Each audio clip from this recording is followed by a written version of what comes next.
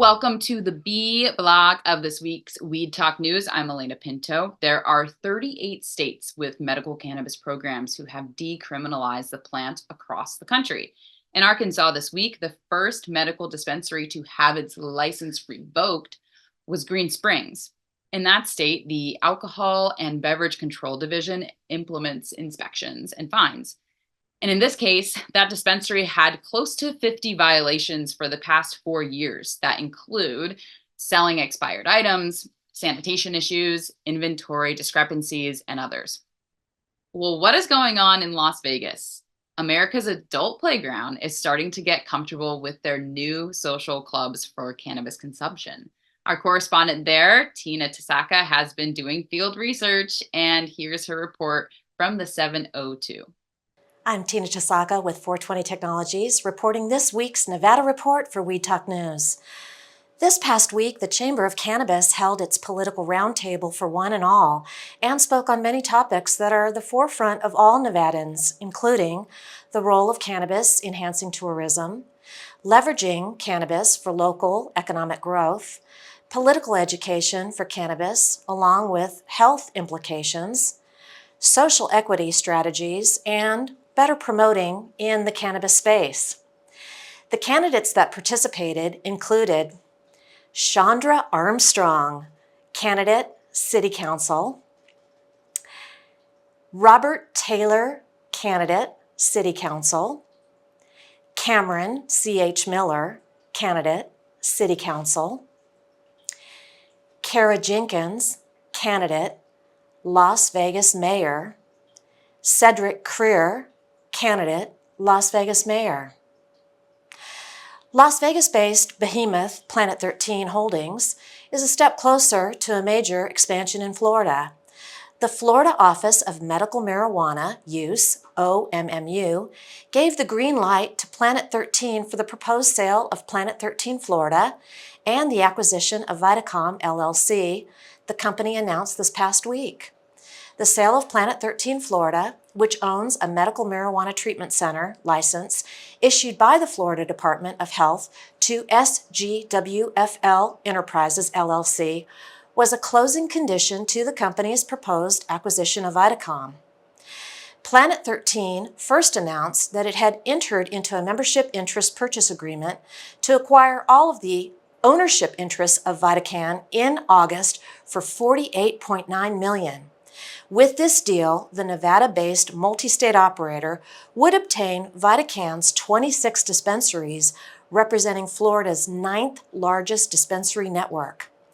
Acquiring Vitacom's would significantly accelerate our time to market and, more importantly, scale in Florida. Vitacom is one of the 10 largest Florida cannabis operators by retail network size, and we believe it has developed a reputation for high product quality and customer service, Larry Scheffler, the company's CEO, said.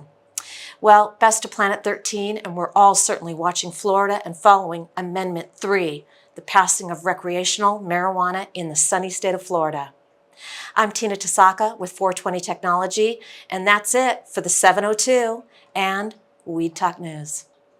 One of the most interesting things to develop during this early growth of the cannabis industry is the actual decline of active licensed operations. This is a trend in both Canada and in the US, where the market correction of investment capital and market saturation is identified as the biggest cause for that. In the US, the total number of licenses issued in the first 3 months of the year fell 8%, down to 39,850 licensed operators. That is the 5th quarterly decline in a row in the US. So it makes you wonder if the market is finally leveling off. Yet in states like Missouri and Michigan, growth in sales continues. Amie Carter tells us about a Detroit school superintendent who is calling for better packaging that doesn't look like regular candy. Here's Amie. I'm Amie Carter with Michigan Weedsters for this week's Weed Talk News. Lee Chatfield, former Republican Speaker of the Michigan House, was indicted on 13 charges Tuesday, following a years-long investigation into allegations of campaign finance violations and sexual misconduct. The charges were announced in Lansing by Attorney General Dana Nessel. She said that Chatfield used campaign funds to cover numerous personal expenses, including luxury shopping, expensive meals, and vacations with family members. Lee Chatfield served in the Michigan House from 2015 to 2020. The Michigan legislature approved 10 bills related to marijuana during Lee Chatfield's 2-year term as Speaker of the House. The head of Michigan's largest school district in Detroit is calling on Governor Gretchen Whitmer, Detroit Mayor, and a host of federal, state, and local elected leaders to enact immediate policy changes to address the rise of edible marijuana use amongst underage high school students. The district recorded 289 drug-related incidents in the years of 2019 to 2020. That number has increased to 1,735 in the last 2 years. This school year alone, they have already faced 745 drug-related infractions as of last week. A week of school rarely passes where a student is not taken to the hospital due to intentional or unintentional consumption of edibles, said the superintendent. The Cannabis Golfers Association is hosting a golf outing at Orchard Hills in Buchanan, Michigan on June 3rd. For tickets or vending opportunities, go to cgaofficial.org. I'm Amie Carter with this week's Weed Talk News with Michigan Weedsters. One market in the U.S. that welcomed the news of a potential federal tax break is California. The Golden State is still the #1 cannabis market in the country. And the movement off Schedule 1 of the CSA will only speed up the acceptance and normalization of the plant. This New England Cannabis Convention moved into Baltimore this week for their Maryland show, and Virginia's Joe Parsons was there covering that event for us. I'm Joe Parsons with the Virginia Cannabis Connection, and this is your Virginia Cannabis Report on Weed Talk News. Well, everybody, today I am in Baltimore, Maryland, covering the NECANN Convention.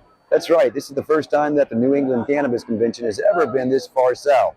So I thought I would come and check it out and possibly get a few words from some of the industry professionals about what they feel is going on with the latest news.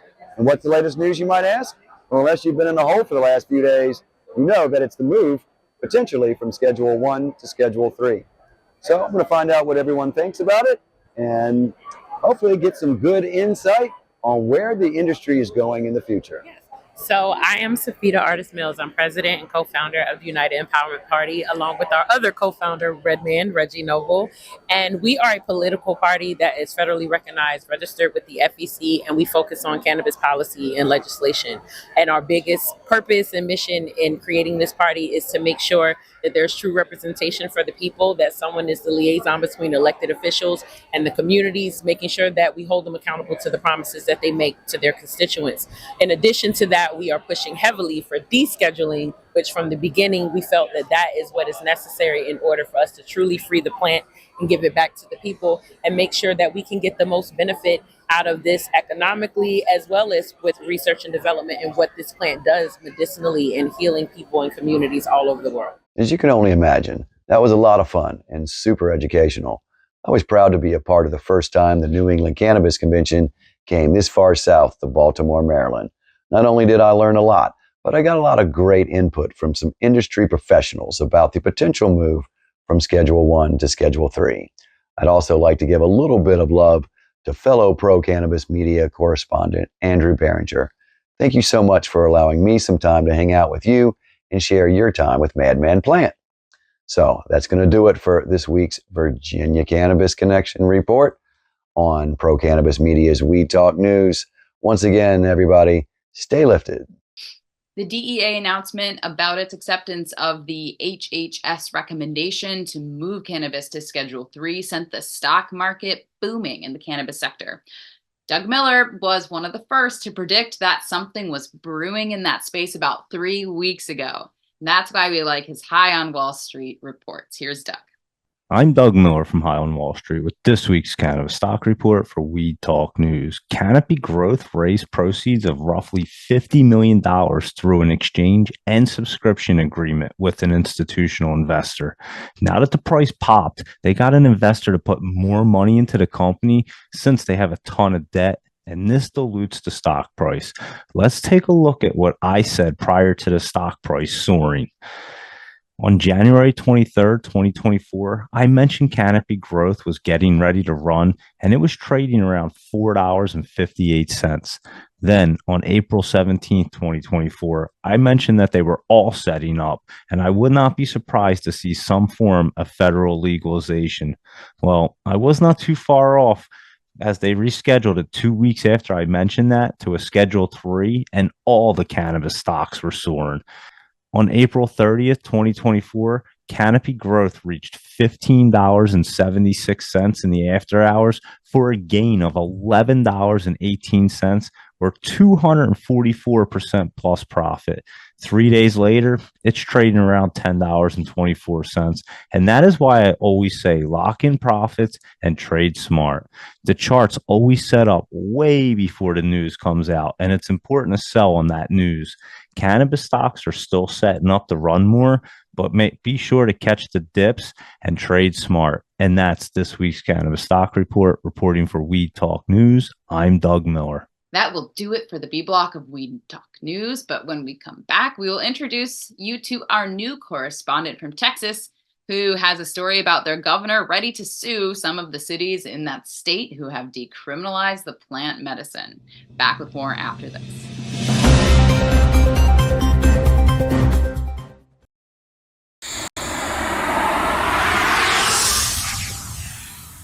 It's a whole new world of weed out there, isn't it? Everyone is learning new ways to titrate, ingest, consume, imbibe, and engage with this plant medicine we call cannabis.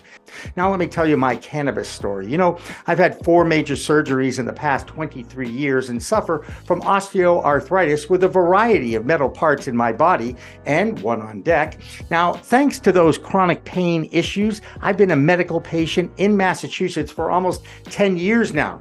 I remember my first trip to a dispensary just outside of Boston, and I told the bud tender I didn't want to smoke it anymore. So I tried edibles, then tinctures, then vaping, and now if I'm going to smoke, I only use the Weedgets filtration system. What?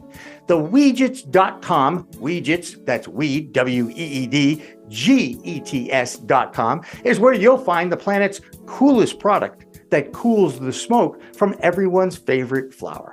The guy that started this was a pretty good medical device manufacturer, and he created this maze pipe that cools the smoking process from 1300 degrees Fahrenheit upon inflammation down to just 90 degrees when it reaches your mouth. That's right, 1300 down to 90. That's why this maze pipe is amazing. Now, add in the code of PCMTV and you get 15% off. So just go to Weedgets.com and check out the best way to enjoy a cooler smoke with less coughing and hacking and more peace of mind.